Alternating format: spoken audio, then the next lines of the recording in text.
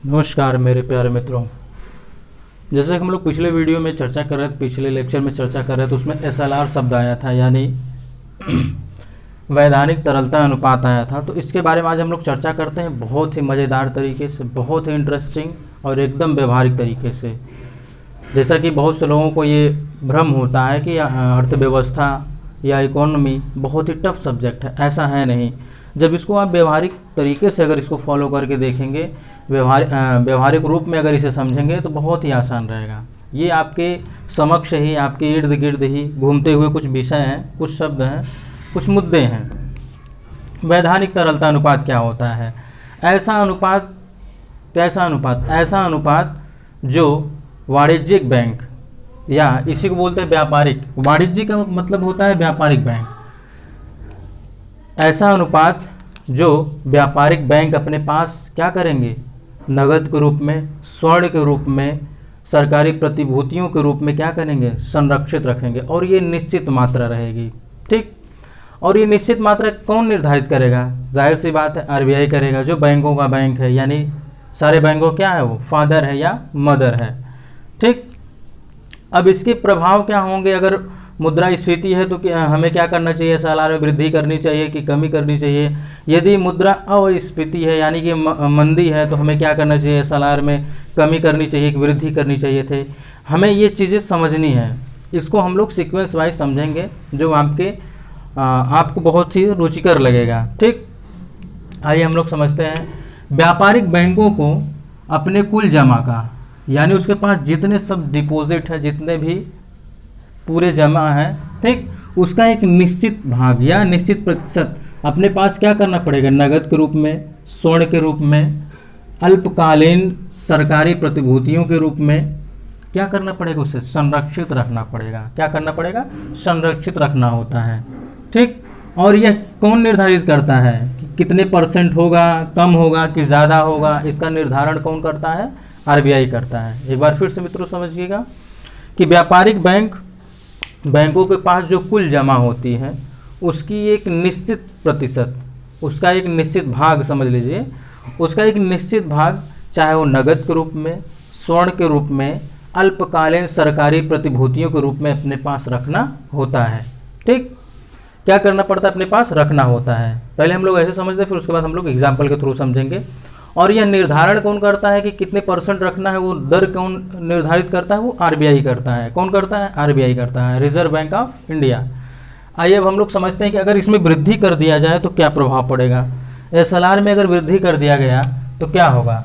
SLR में अगर वृद्धि कर दिए तो जाहिर सी बात है, बैंकों के पास अब क्या हो जाएगी? पहले की मात्रा में तरलता कम होगी। तरलता कम का मतलब यहाँ पे क्या हो गया कि वो जो ऋण देते हैं अब उसकी मात्रा कम हो जाएगी। क्यों हो जाएगी? अब उनको अपने पास एक, कहते हैं कि पहले जब 2% था, ठीक, अब क्या कर दिया गया? बढ़ा के 10% कर दिया गया। अब उसे 10% अगर अपने पास संरक्षित रखना है तो उसके पास कितना बचा? 90% है ना। अब उसे 90% में ही देना है। पहले क्या था? 98% में वो देता था। तो इसका मतलब क्या हुआ? उसके पास तरलता की कमी हो गई। क्या हो गई उसके पास? तरलता की। तरलता का मतलब यहाँ पे होगा, सीधे सीधे आप समझिएगा, मुद्रा से। किससे समझिएगा? मुद्रा से, ठीक। यहाँ पे लिक्विडिटी जो इस्तेमाल किया जाता है, टर्म, ये किसके लिए किया जाता है? मुद्रा के लिए किया जाता है, ठीक। अब इसके पास क्या हो जाएगी? तरलता की कमी हो जाएगी। ये देखिए मैंने ड्राफ्टिंग किया है, ठीक। क्या हो जाएगी? कमी हो जाएगी। अब जब इसके पास तरलता कम हो जाएगी तो क्या करेगा ये? जब कोई व्यक्ति जाएगा इनसे ऋण लेने के लिए तो क्या करेगा? अपने ब्याज दरों को बढ़ा देगा। क्या कर देगा? ब्याज दर को, मान लीजिए पहले 5% था, अब क्या कर देगा? ये 10% कर दिया, यानी कि क्या कर दिया? बढ़ा दिया। जब ब्याज दर ज़्यादा हो जाएगा तो लोग क्या करेंगे? ज़्यादा ऋण लेंगे? नहीं लेंगे, ठीक। तब वो क्या करेंगे? बहुत कम ऋण लेंगे। जब कम ऋण लेंगे तो क्या होगा? वस्तुओं और सेवाओं की मांग में क्या होगी? कमी आ जाएगी। कहाँ पे? अर्थव्यवस्था में क्या आ जाएगी? कमी आ जाएगी। जब कमी आ जाएगी तो उनकी कीमतों में क्या हो जाएगा? जाहिर सी बात, आप लोग डिमांड एंड सप्लाई के बारे में समझे होंगे।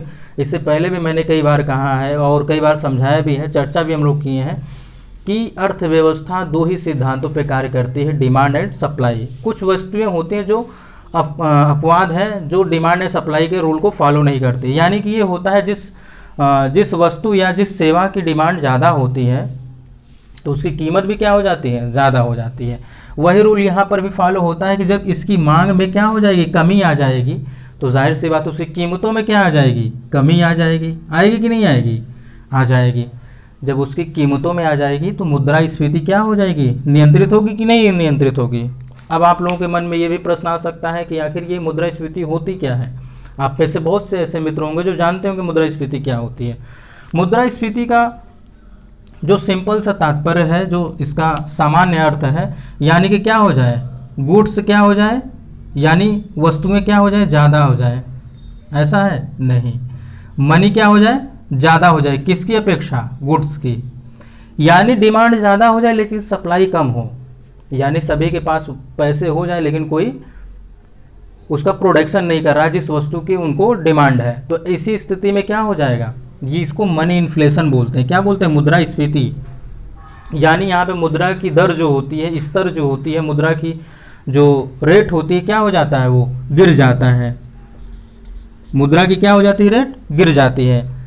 ठीक, आप लोगों को मैं एक और एग्जाम्पल के थ्रू ये समझाता हूँ कि महंगाई क्या होती है, मुद्रास्फीति क्या होती है। मुद्रास्फीति से तात्पर्य ये होता है कि सभी लोगों के पास मुद्रा आ जाए, सभी लोगों के पास मुद्रा हो जाए और सभी लोग डिमांड करें, और जिन जिन वस्तुओं की डिमांड करें उसका प्रोडक्शन क्या हो, कम हो। जब उसका प्रोडक्शन कम होगा, उसकी डिमांड ज़्यादा है, तो जाहिर सी बात उसकी क्या हो जाएगी, उसका रेट क्या होगा, उसकी कीमतों में क्या होगा, बहुत ही ज़्यादा वृद्धि होगी। इस स्थिति को बोलते हैं अर्थव्यवस्था में मुद्रास्फीति। ठीक, जब हम लोग क्या करेंगे, वृद्धि कर देंगे एसएलआर में। जब एसएलआर में वृद्धि कर दिए तो बैंकों के पास तरलता कम हो गई। जब तरलता कम होगी तो वो ब्याज दरों में क्या कर देंगे, बढ़ोतरी कर देंगे। जब ब्याज दर को बढ़ा देंगे तो लोग उनसे ऋण कम लेंगे। जब उनसे ऋण कम लेंगे तो वस्तु एवं सेवाओं की मांग कम हो जाएगी। जब वस्तु एवं सेवाओं की मांग में कमी हो जाएगी तो जाहिर सी बात वस्तु एवं सेवाओं की कीमतों में भी क्या हो जाएगी, कमी हो जाएगी। और इसके परिणाम स्वरूप क्या होगा, मुद्रास्फीति नियंत्रित हो जाएगी। ठीक, अब हम लोग इसी के अपोजिट थोड़ा समझते हैं कि अगर इसमें कमी कर दिया जाए तो क्या प्रभाव पड़ेगा। अगर इसमें कमी कर दिया गया तो बैंकों के पास तरलता क्या हो जाएगी, बहुत अधिक हो जाएगी। अब बताइए, अगर बैंकों के पास तरलता अधिक हो जाएगी, क्या पैसे रख के कैसे वो अपना सारा मैनेज करेंगे, कैसे मैनेज करेंगे। मतलब ये होता है कि अगर इनके पास डिपॉजिट ज़्यादा हो गए, जो व्यक्ति ज़्यादा जमा किए हैं उनको इंटरेस्ट भी तो देना है। इसके साथ साथ इनके जो एम्प्लॉई हैं, इनके जितने ऑफिसर हैं, उनको भी क्या देना रहता है, सैलरी देना रहता है। तो ये क्या करते हैं, जब इनके पास तरलता अधिक हो गई, क्या हो गई, तो इनके पास तरलता अधिक होगी तो ये क्या कर देंगे, ब्याज दरों में कमी कर देंगे, प्रचार लगा देंगे, इधर उधर ऐड कर देंगे, एडवर्टीजमेंट कर देंगे, इतने % पे ही क्या है हमारे यहाँ लोन है, आप ले सकते हैं। तो क्या हो जाएगा, ये अपने ब्याज दरों में कमी कर देंगे। जब ये अपने ब्याज दरों में कमी कर देंगे तो इसके परिणाम स्वरूप क्या हो जाएगा, लोग क्या करेंगे, अधिक ऋण लेंगे कि नहीं लेंगे, लोग अधिक ऋण लेंगे ना। जब लोग अधिक ऋण लेंगे तो अर्थव्यवस्था में वस्तुओं एवं सेवाओं की मांग में क्या हो जाएगी, वृद्धि हो जाएगी। क्या हो जाएगी, वृद्धि हो जाएगी। जो पहले मंदी जब थी तो क्या हो गई थी, ठप हो गई थी, यानी कम हो गई थी। अब क्या हो जाएगी, इसकी मांग में वृद्धि हो जाएगी। फिर उसके बाद क्या होगा, जब मांग में वृद्धि हो गई तो वस्तुओं एवं सेवाओं की कीमतों में भी जाहिर सी बात है वृद्धि होगी। जब वृद्धि हो जाएगी तो सीधी सी बात है, अब अर्थव्यवस्था से क्या हो जाएगी, अस्फीति क्या हो जाएगी, नियंत्रित हो जाएगी। ठीक, मुद्रा अस्फीति क्या होगी, यहाँ पे वस्तुओं का जो सप्लाई है वो अधिक होगा, डिमांड क्या हो गया, कम हो गया, यानी लोगों के पास पैसे की कमी हो गई, कोई खरीद ही नहीं रहा है। क्या हो गया, अब एक के साथ 2 फ्री, 2 के साथ 4 फ्री, ऐसा होता होगा, आप अवश्य देखते होंगे। जब आप बड़े बड़े शॉपिंग मॉल में जाते होंगे वहाँ पे होता था कि आप ये खरीदे तो इसके साथ ये फ्री, आप वो खरीदो तो उसके साथ वो फ्री। तो कैसी स्थिति हो रहती है, वो मंदी की स्थिति रहती है, यानी वो मुद्रा अस्फीति की स्थिति रहती है। ठीक, मुद्रा अस्फीति की स्थिति रहती है। आई होप आप लोगों को जरूर समझ में आया होगा। ये बहुत ही सिंपल वे में मैंने समझाया है। हाँ, एक बार इसको हम लोग फिर से समझ लेते हैं, वैधानिक तरलता अनुपात क्या है। वैधानिक तरलता अनुपात से ये तात्पर्य होता है कि ये ऐसा नियम है, ऐसा रूल है कि ये ऐसा अनुपात आपको, एक निश्चित अनुपात आपको, चाहे आप नगद के रूप में रखिए अपने पास, ठीक, चाहे आप स्वर्ण के रूप में रखिए, चाहे आप अल्पकालीन सरकारी प्रतिभूति के रूप में रखिए, लेकिन ये रखना आवश्यक है। ठीक, ये रखना आवश्यक है। तथा इसका निर्धारण कौन करेगा, आरबीआई करेगा। ठीक, तो मित्रों आज के लिए बस इतना ही। आप लोगों को यदि आप लोग पहली बार ऐसे पढ़े होंगे, ऐसे समझे होंगे, आप लोगों को मज़ा आएगा तो आप लोग ज़रूर कमेंट बॉक्स में कमेंट करिएगा, ठीक, जिससे मुझे समझ में आए कि अगर आपको ये तरीका पसंद आया तो मैं आगे भी ये तरीका क्या करूँगा, जारी रखूँगा, कंटिन्यू रखूँगा। तो मित्रों आज के लिए बस इतना ही। हम लोग मिलते हैं नेक्स्ट वीडियो में नए टॉपिक के साथ। तब तक के लिए नमस्कार।